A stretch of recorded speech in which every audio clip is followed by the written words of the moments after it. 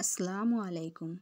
অনেক পাটিসাপটাই খেয়েছেন বা বাইরের দোকানে যেগুলো কিনতে পাওয়া যায় দেখবেন সেগুলো খেতে নরম এবং ক্যাতক্যাতে মনে হয়, কিন্তু এই পাটিসাপটা খেলে আপনার মনে হবে এরকমই পাটিসাপটা খুঁজছিলাম।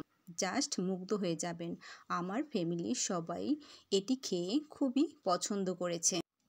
এখানে আমি চালের গুঁড়ো নিয়েছি 1.5 কাপ পরিমাণে। এটি মেশিনে ভাঙা চালের গুঁড়ো। দেখুন 1.5 কাপ পরিমাণে আমি নিয়ে নিলাম। এর মধ্যে নিয়ে নিচ্ছি 1/3 কাপ আটা, নিয়ে নিচ্ছি পরিমাণ অনুযায়ী লবণ। এটা আপনারা পরিমাণ বুঝেই দিবেন। এগুলোকে আমি মিক্স করে নিচ্ছি। এখানে আমি 1/2 কাপ পরিমাণ খেজুরের গুড় অ্যাড করছি। এটাকে মিক্স করে নিচ্ছি। এ পর্যায়ে আমি 1 গ্লাস লিকুইড দুধ নিয়ে নিয়েছি। এটাকে অল্প অল্প করে আমি মিক্স করে নেব। দেখতে থাকুন। দুধটা কুসুম গরম হতে হবে, একেবারেই দেওয়া যাবে না, অল্প অল্প করে এখানে অ্যাড করতে হবে আর মিক্স করে নিতে হবে।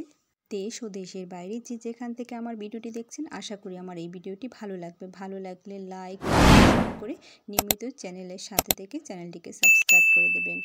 আর যারা ফেসবুক পেজ থেকে দেখছেন, লাইক এবং ফলো দিয়ে রাখেননি এখনও, তারা লাইক এবং ফলো দিয়ে রাখবেন। এতে করে আমি যখনই ভিডিও আপলোড করব সাথে সাথে নোটিফিকেশন পাবেন সবার আগে। দেখুন একইভাবে আমি মিক্স করে যাচ্ছি, অল্প অল্প করে মিক্স করে নিচ্ছি আমি। চাল ভেজানো, বাটা বা মিক্সারে গুঁড়ো করা এটি অনেক সময়ের ব্যাপার। এটি মেশিনে ভাঙা গুঁড়ি দিয়ে খুব সহজভাবে ঘরোয়া সকল উপকরণ দিয়েই দারুণ স্বাদের এই পাটিসাপটা পিঠাটা তৈরি করে নেওয়া যায়। দেখুন একইভাবে আমি পুরো গ্লাসের দুধটা দিয়েই আমি তৈরি করে নিচ্ছি এটাকে। 1 গ্লাস দুধ এখানে আমি অ্যাড করেছি অল্প অল্প করে। বেটারটা আমার তৈরি হয়ে গেছে, দেখুন এরকম হবে। গোলানো বেটারটাকে 10 মিনিটের জন্য রেস্টে রেখে দিচ্ছি। চুলোয় একটি প্যান বসিয়ে নিলাম, এর মধ্যে দিয়ে দিচ্ছি কুচি করা খেজুরের গুড়, দিয়ে দিচ্ছি নারকেল কোড়া, দিয়ে দিচ্ছি সামান্য একটু লবণ।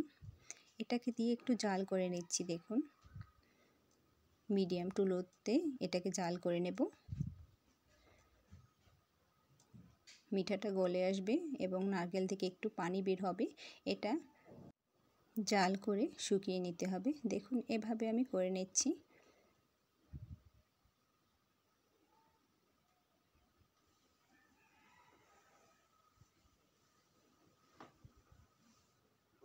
নেড়ে চেড়ে এভাবে একটু জাল করে নিলেই এটা তৈরি হয়ে যাবে। এর মধ্যে আর কোনো কিছু দেওয়ার দরকার নেই। আমার পুরটা একেবারেই রেডি।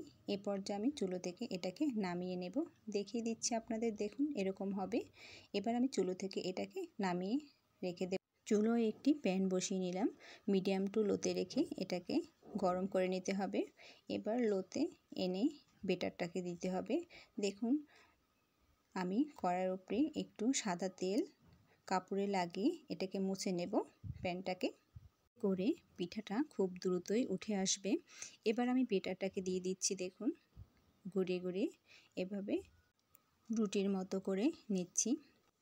চুলার আঁচ মিডিয়াম টু লোতে রেখে এটাকে ভেজে নিতে হবে। দেখুন দেখুন এবার আমি পুরটা দিয়ে দিচ্ছি। পুরটা দিয়ে এবার আমি এটাকে ঘুরিয়ে ঘুরিয়ে পেঁচিয়ে নেব। চিতই পিঠাটা ক্রাঞ্চি হয়েছে, দেখুন অনেকটাই শক্ত এবং ক্রাঞ্চি, নরম লেতলেতে হবে না। এটা অবশ্য আপনারা দেখেই বুঝতে পারছেন এটা কতটা ইয়ামি এবং সুস্বাদু হয়েছে। আমি একইভাবে আমি আরও একটি দেখিয়ে দিচ্ছি আপনাদের। দেখুন আমি আবার কাপড়টা দিয়ে একটু মুছে নিচ্ছি। এবার বেটারটাকে দিয়ে দিচ্ছি। দেখুন চাইলে আপনারা এভাবে ঘুরিয়ে ঘুরিয়েও দিতে পারেন। এই যে দেখুন কতটা সহজ। এটা তৈরি করে যাকেই খাওয়াবেন সেই মুগ্ধ হয়ে যাবে। এই পাটিসাপটা পিঠাটা কেমন হয়েছে অবশ্যই আমাকে কমেন্ট করে জানাবেন, আর ভালো লাগলে লাইক এবং সাবস্ক্রাইব করে সাথে থাকবেন। আর যারা আমার সাথে আছেন তাদেরকে অসংখ্য অসংখ্য ধন্যবাদ। এবার আমি এর উপর থেকে পুরটাকে দিয়ে দিচ্ছি। দেখুন নারকেলের পুরটা দিয়ে নিলাম। এবার একইভাবে আমি ঘুরিয়ে নিচ্ছি। দেখুন পিঠাটা অনেক শক্ত এবং ক্রাঞ্চি হয়েছে, এই জন্য আমি একটি কাঁটা চামচের সাহায্যে এটাকে ঘুরিয়ে নিতে সহজ হচ্ছে। দেখুন এটা আমার রেডি। এবার আমি এটাকেও তুলে নিলাম। দেখুন একইভাবে আমি পুরো পিঠাগুলোকেই ভেজে নিচ্ছি একে একে। দেখতে থাকুন। এরকম শীতের আবহাওয়ায় পিঠা খাবো না সেটা কি হয়? তার সাথে হয় যদি এরকম পাটিসাপটার পিঠা, তাহলে আর তো কোনো কথাই নেই। দেখুন একে একে আমি পুরো পিঠাগুলোকেই ভেজে নিলাম। এর ডিটেলস ডেসক্রিপশন বক্সে দিয়ে দেওয়া হবে।